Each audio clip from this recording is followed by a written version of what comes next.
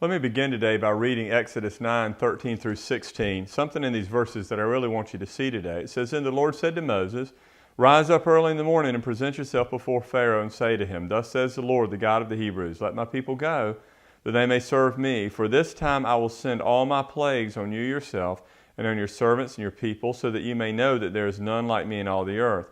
For by now I could have put out my hand and struck you with your people to pestilence, and you would have been cut off from the earth. But for this purpose I have raised you up, to show my power, so that my name may be proclaimed in all the earth." You know, if you really unpack what's being said here by God to Pharaoh is this. He's saying the reason that I raised you up was that I might show my greatness through your rebellion. You know, I think many times we may say to people, well, God's got a purpose for everybody's life.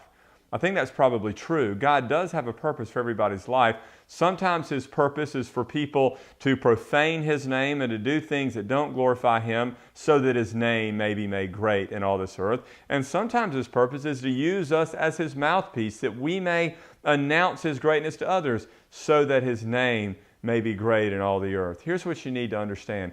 God's purpose for you is that you've been called to make His name great one way or the other. You've not been called to use His name for your happiness, or you've not been called to use His name for your contentment, or to use His name to name His name and claim His name to get whatever you want. You've been called to make His name great. God said in the book of Malachi, from the rising of the sun even to its setting, my name will be made great upon this earth. So what you and I really need to discern is this: God, are you calling me to make your name great by glorifying you in all that I do? Or are you going to bring glory to yourself by using me for evil like you used Pharaoh? There's nothing outside of the hand of God. He is sovereign over all of the universe.